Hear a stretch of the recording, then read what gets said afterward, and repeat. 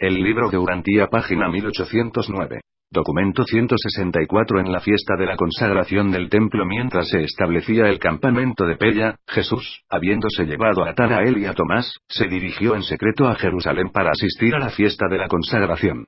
Los dos apóstoles no se dieron cuenta de que su maestro se dirigía a Jerusalén, hasta que cruzaron el Jordán en el vado de Betania. Cuando se percataron de que realmente quería estar presente en la fiesta de la consagración, discutieron con él con la mayor intensidad, y utilizando toda suerte de razonamientos, intentaron disuadirlo. Pero sus esfuerzos fueron en vano. Jesús estaba decidido a ir a Jerusalén.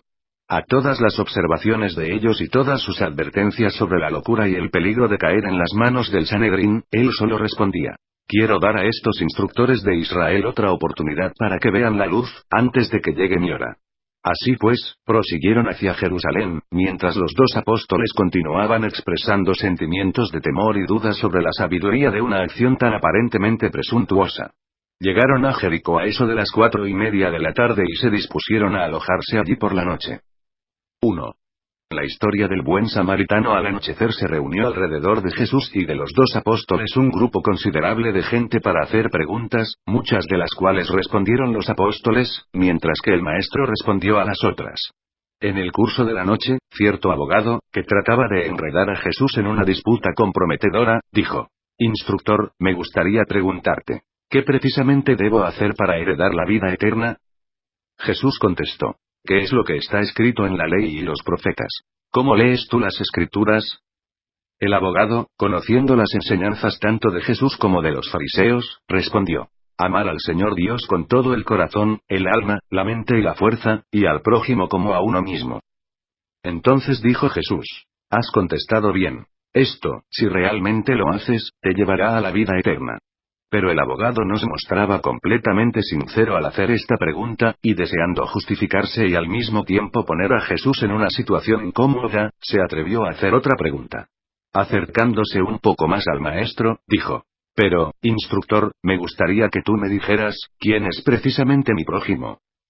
El abogado hizo esta pregunta con la esperanza de hacer caer a Jesús en una trampa, una declaración que fuera en contravención de la ley judía que definía que al prójimo como los hijos del pueblo de uno. Los judíos consideraban que todos los demás eran perros gentiles. Este abogado tenía cierta familiaridad con las enseñanzas de Jesús y por consiguiente bien sabía que el maestro pensaba en forma diferente. Así pues, esperaba llevarlo a declarar algo que se pudiera interpretar como un ataque contra la ley sagrada. Página 1810. Pero Jesús discernió la motivación del abogado, y en vez de caer en la trampa, relató a sus oyentes una historia que podía ser plenamente apreciada por cualquier público en Jericó. Dijo Jesús: un cierto hombre venía a Jericó desde Jerusalén, y cayó en manos de crueles bandidos, los cuales lo despojaron, lo robaron, le hirieron, y se fueron dejándole medio muerto. Muy poco después, aconteció que por casualidad venía un sacerdote por aquel camino y viendo al hombre herido y sufriente, pasó de largo. Asimismo un levita también, habiendo llegado cerca de aquel lugar y viendo al hombre, pasó de largo. Y luego un samaritano, que viajaba a Jericó, llegó junto al hombre herido. Y cuando vio cómo le habían robado y cómo lo habían golpeado, se llenó de compasión su corazón y acercándose al desafortunado, vendó sus heridas, echándoles aceite y vino, y, habiéndolo montado en su cabalgadura, lo llevó al mesón y cuidó de él. Al otro día al partir, sacó unos denarios y, dándoselos al mesonero, dijo: cuida bien de mi amigo, y si lo que gastas es más, cuando yo regrese te lo pagaré. Ahora, yo te pregunto, ¿quién de estos tres era en tu opinión el prójimo del que cayó en manos de los ladrones? Cuando el abogado se percató de que había caído en su propia trampa, respondió: el que fue misericordioso para con él. Y Jesús dijo: ve pues y haz tú lo mismo. El abogado dijo: el que fue misericordioso para con él, para no pronunciar la palabra odiada samaritano. El abogado se vio forzado a dar la respuesta que Jesús quería a la pregunta ¿quién es mi prójimo? Y que, si la hubiese contestado Jesús, habría corrido el peligro de que le acusaran de herejía. Jesús no solo confundió a ese abogado deshonesto, sino que relató a sus oyentes una historia que era, al mismo tiempo, una bella admonición para todos sus seguidores y un reproche agudo para todos los judíos por su actitud hacia los samaritanos. Y esta historia continúa promoviendo el amor fraternal entre todos los que posteriormente han creído en el Evangelio de Jesús. 2. En Jerusalén Jesús había asistido a la fiesta de los tabernáculos para proclamar el Evangelio a los peregrinos de todas partes del imperio. Ahora iba a la fiesta de la consagración con un solo propósito, el de ofrecer otra oportunidad al Sanedrín y a los líderes judíos para que vieran la luz. El acontecimiento principal de estos pocos días en Jerusalén sucedió el viernes por la noche en la casa de Nicodemo. Estaban aquí reunidos unos 25 líderes judíos que creían en las enseñanzas de Jesús. En el grupo había 14 hombres que eran en ese momento, o habían sido hasta recientemente, miembros del Sanedrín. Esta reunión fue presenciada por Heber, Matadormo y José de Arimatea. En esta ocasión, los oyentes de Jesús eran hombres eruditos, y tanto ellos como los dos apóstoles se sorprendieron de la amplitud y profundidad de las observaciones que el maestro hizo ante este grupo distinguido.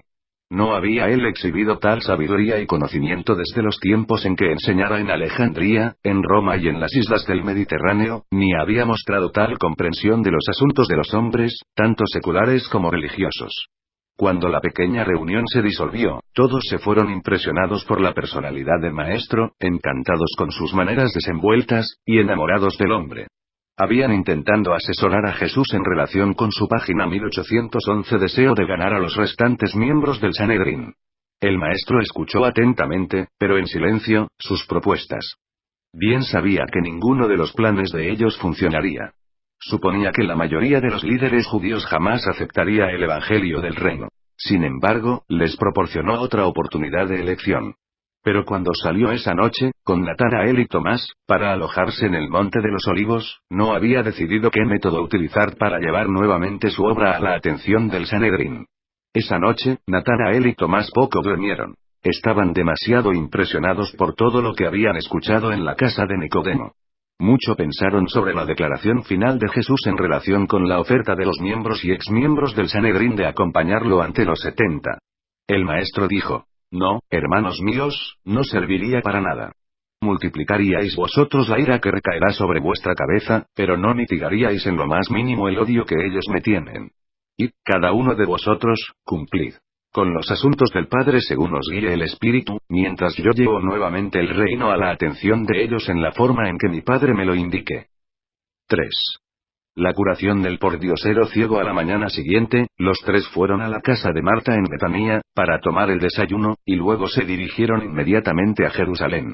Esta mañana de sábado, al acercarse Jesús y sus 12 apóstoles al templo, se toparon con un pordiosero bien conocido, un hombre que había nacido ciego, sentado en su lugar de siempre.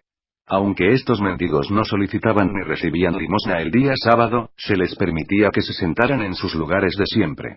Jesús se detuvo para contemplar al mendigo. Al mirar a este hombre que había nacido ciego, se le ocurrió cómo traer nuevamente su misión en la tierra a la atención del Sanedrín y de los demás líderes judíos e instructores religiosos. Mientras el maestro estaba de pie frente al ciego, sumido en sus reflexiones, Natanael, pensando en la posible causa de la ceguera de este hombre, preguntó: «Maestro, ¿quién pecó, este hombre o sus padres, para que naciera ciego?». Los rabinos enseñaban que todos los casos de ceguera de nacimiento se debían al pecado. No solo serían los niños concebidos y nacidos en el pecado, sino que un niño podía nacer ciego como castigo por un pecado específico cometido por su padre. Aún enseñaban que el niño mismo podría pecar antes de nacer al mundo. También enseñaban que estos defectos podían ser causados por un pecado u otro vicio por parte de la madre mientras lo llevaba en el seno. Existía en todas estas regiones, un remanente de la creencia en la reencarnación. Los antiguos instructores judíos, juntamente con Platón, Filón y muchos de los esenios, toleraban la teoría de que el hombre puede cosechar en una encarnación lo que siembra en una existencia previa. Del mismo modo se creía que estaban expiando en una vida los pecados cometidos en vidas precedentes. El maestro encontraba dificultad en convencer a los hombres de que su alma no había tenido existencia previa. Sin embargo, aunque esto no parezca lógico, aunque la ceguera se consideraba resultado del pecado, los judíos opinaban al mismo tiempo que era altamente meritorio dar limosna a los mendigos ciegos. Era costumbre a los ciegos cantar constantemente a los que pasaban: «Oh corazones tiernos, haced mérito ayudando al ciego». Jesús comenzó con Natanael y Tomás la discusión de este caso, no solo porque ya había decidido utilizar a este ciego para traer nuevamente en ese día su misión. Página 1812. a la atención prominente de los dirigentes judíos, sino también porque siempre alentaba a sus apóstoles a que buscaran las verdaderas causas de todos los fenómenos, tanto naturales como espirituales. Muchas veces les había advertido que evitaran la tendencia común de asignar causas espirituales a los acontecimientos físicos comunes. Jesús decidió utilizar a este pordiosero en sus planes para la obra de ese día, pero antes de hacer nada por el ciego, cuyo nombre era Josías, contestó la pregunta de Natanael. Dijo el maestro: ni este hombre pecó, ni sus padres lo hicieron para que se manifiesten en él las obras de Dios. Su ceguera fue producida por el curso natural de los acontecimientos, pero ahora debemos hacer la obra de aquel que me envió, antes de que se acabe el día, porque vendrá con toda seguridad aquella noche en que será imposible hacer la obra que estamos a punto de realizar. Cuando estoy en el mundo, yo soy la luz del mundo, pero dentro de muy poco tiempo ya no estaré con vosotros. Cuando Jesús acabó de hablar, les dijo a Natanael y Tomás: vamos a crear la vista para este ciego en este día sábado, de modo que los escribas y los fariseos tengan amplia oportunidad de acusar al Hijo del Hombre. Luego, inclinándose, escupió en la tierra y mezcló la arcilla con la saliva, y, hablando de todo esto para que el ciego pudiera oír, se acercó a Josías y puso la arcilla sobre sus ojos sin vista, diciendo: hijo mío, vete, lávate esta arcilla en el estanque de Siloé, e inmediatamente recibirás la vista. Y cuando Josías se hubo lavado en el estanque de Siloé, volvió junto a sus amigos y parientes, viendo. Como había sido siempre un pordiosero, no sabía hacer otra cosa. Por consiguiente, en cuanto pasó el primer entusiasmo de la creación de su vista, volvió a sentarse en el mismo sitio en que solía pedir limosna. Sus amigos, sus vecinos y todos los que lo conocían, al observar que veía, dijeron: ¿no es este Josías el mendigo ciego? Algunos contestaron que sí, pero otros dijeron: no, se le parece, pero este hombre ve. Pero cuando le preguntaron a él mismo, respondió: yo soy. Cuando le preguntaron cómo había ocurrido que tenía vista, les respondió: pasó por aquí un hombre llamado Jesús, se puso a hablar de mí con sus amigos, e hizo arcilla con su saliva, me ungió los ojos, y mandó que me los lavara en el estanque de Siloé. Así lo hice, e inmediatamente pude ver. Eso ocurrió hace tan solo pocas horas. Aún no conozco el significado de muchas de las cosas que veo. Cuando la gente que empezaba a congregarse a su alrededor le preguntó dónde podrían encontrar al extraño hombre que lo había curado, Josías solo pudo responder que no lo sabía. Este es uno de los más extraños de todos los milagros del Maestro.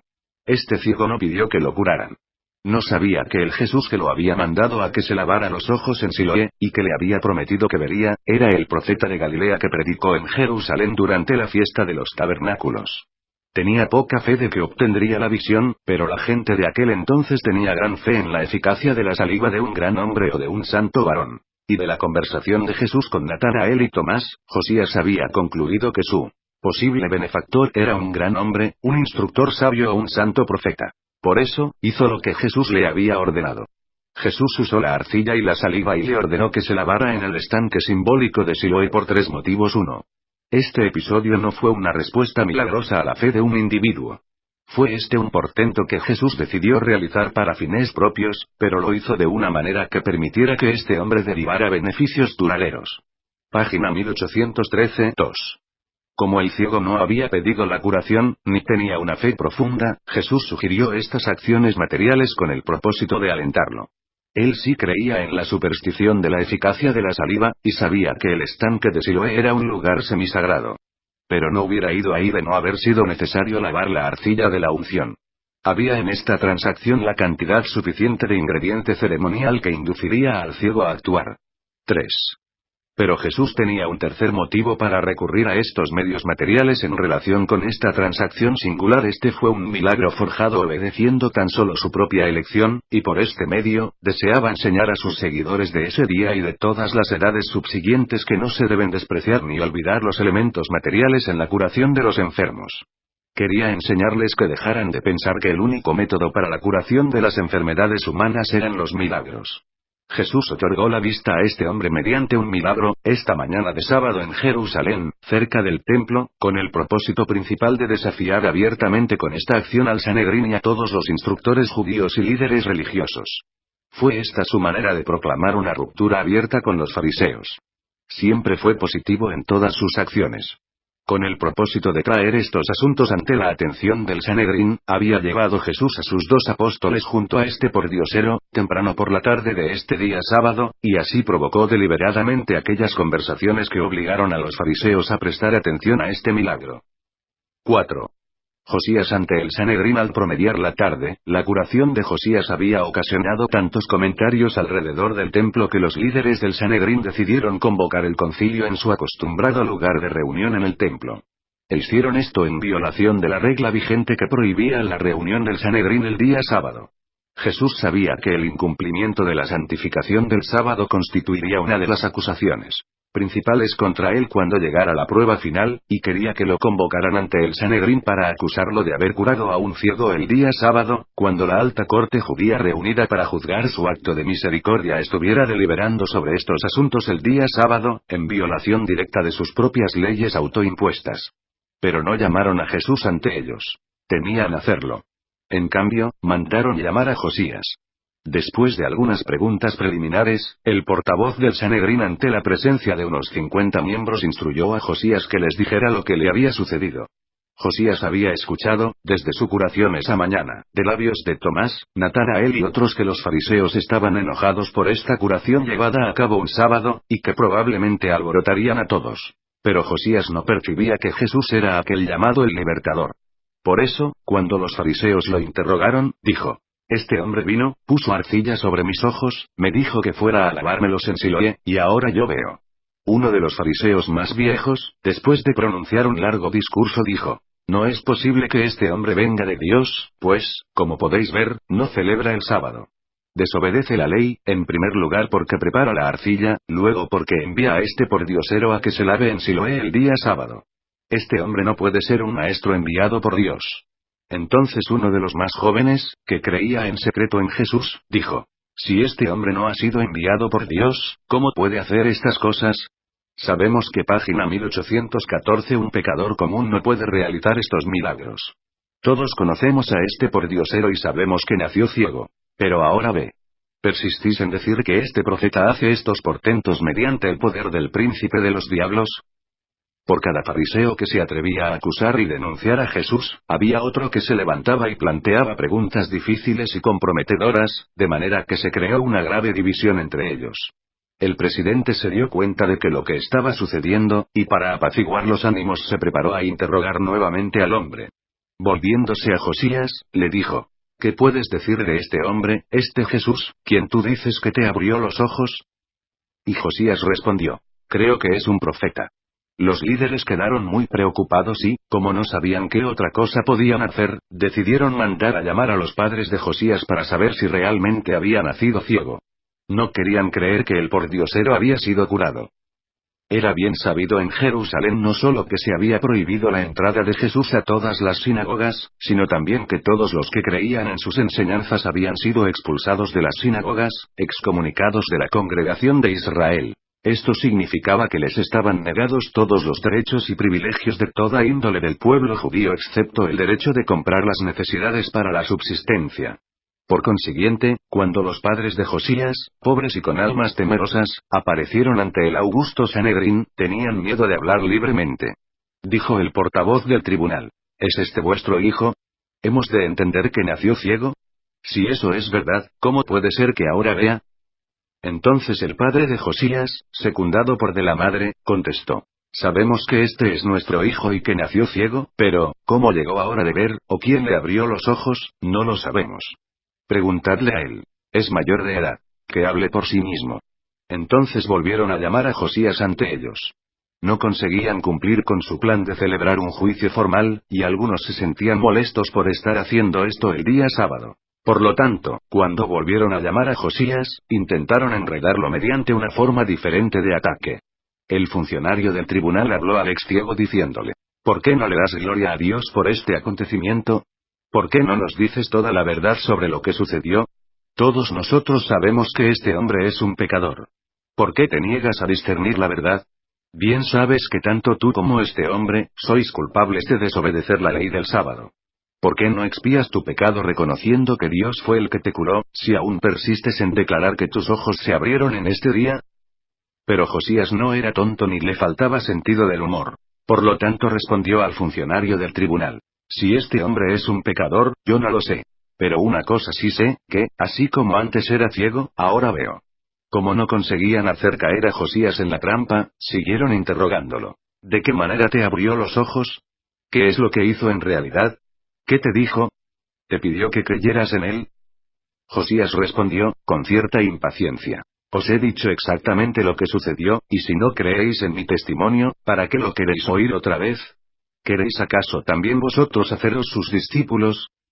Cuando Josías habló así, explotó en el Sanedrín la confusión, casi la violencia, ya que los líderes se precipitaron sobre Josías exclamando airadamente: tú puedes hablar de ser discípulo de este hombre, pero nosotros somos discípulos de Moisés, y somos los instructores de las leyes de Dios.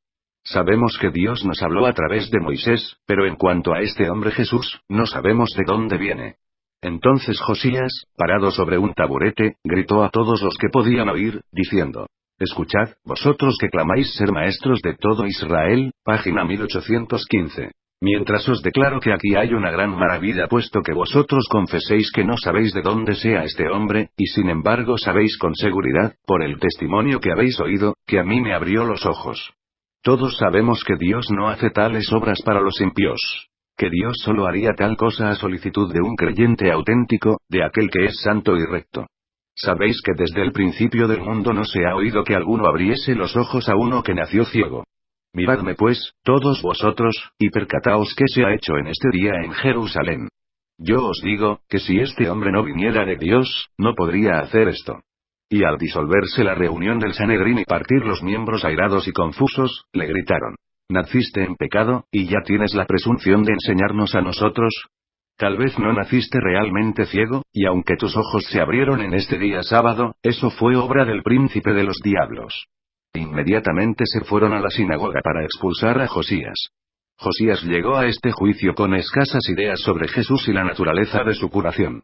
La mayor parte del testimonio audaz que tan sagaz y valientemente presentó ante este Tribunal Supremo de todo Israel se formó en su mente a medida que el juicio procedía de una manera tan injusta y poco recta. 5. La enseñanza en la logía de Salomón. Mientras se desenvolvía toda esta sesión del Sanedrín en una de las cámaras del templo, en violación de la ley del sábado, Jesús andaba por las cercanías, enseñando a la gente en la logía de Salomón, con la esperanza de que lo llamaran ante el Sanedrín, para que pudiera comunicarles la buena nueva de la libertad y el gozo de la filiación divina en el reino de Dios. Pero el Sanedrín temía enviar por él.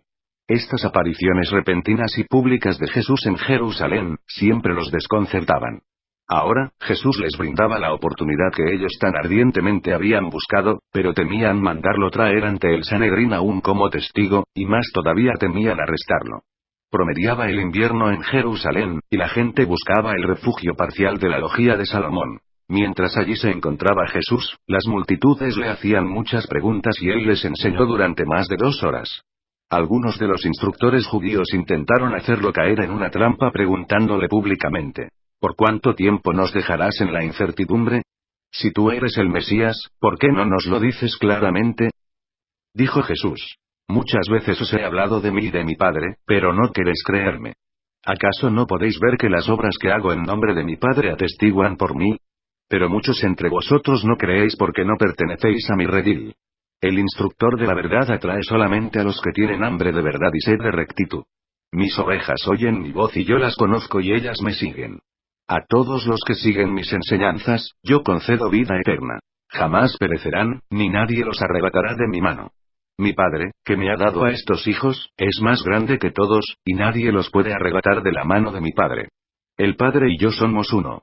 Algunos de los judíos descreídos corrieron allí donde aún se estaba construyendo el templo para buscar piedras y arrojárselas a Jesús, pero los creyentes los detuvieron. Jesús continuó sus enseñanzas. Muchas obras amantes os he mostrado de mi Padre, y ahora quiero preguntaros por cuál de esas queréis apedrearme. Entonces respondió uno de los fariseos: por buena obra no queremos apedrearte sino por la blasfemia, porque tú, siendo un hombre, te atreves a considerarte igual a Dios. Y Jesús respondió: acusas al Hijo del Hombre de blasfemia porque te niegas a creer en mí cuando yo declaro que Dios me ha enviado. Si no hago las obras, página 1816 de Dios, no me creas, pero si hago las obras de Dios aunque no creas en mí, por lo menos deberías creer en las obras. Pero para que estés seguro de lo que yo proclamo, déjame que nuevamente afirme que el Padre está en mí y yo en el Padre y que, así como el Padre está en mí, así moraré yo en cada uno de los que creen este Evangelio. Y cuando la gente oyó estas palabras, muchos de entre ellos corrieron a buscar piedras para arrojárselas, pero él se alejó por los precintos del templo. Y encontrándose con Natanael y Tomás, que habían asistido a la sesión de Sanedrín, aguardó con ellos cerca del templo hasta que salió Josías de la cámara del concilio. Jesús y los 2 apóstoles no fueron a buscar a Josías a su casa hasta que oyeron que había sido expulsado de la sinagoga. Cuando llegaron a su casa, Tomás lo llamó al patio, y Jesús, hablándole, dijo: «Josías, ¿crees tú en el Hijo de Dios?». Josías contestó: «Dime quién es, para que yo crea en él».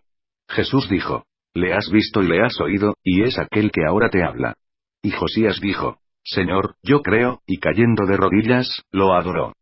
Cuando Josías se enteró de que había sido expulsado de la sinagoga, al principio se deprimió grandemente, pero mucho se consoló cuando Jesús le ordenó que se preparara para ir inmediatamente con ellos al campamento de Pella. Este hombre de Jerusalén, de mente simple, en efecto había sido expulsado de una sinagoga judía, pero he aquí que el Creador de un universo lo llevó a que se asociara con la nobleza espiritual de ese día y generación. Ahora Jesús abandonó Jerusalén, para no regresar hasta poco antes de la época en que se preparaba para abandonar este mundo. Con los 2 apóstoles y Josías, el maestro regresó a Pella.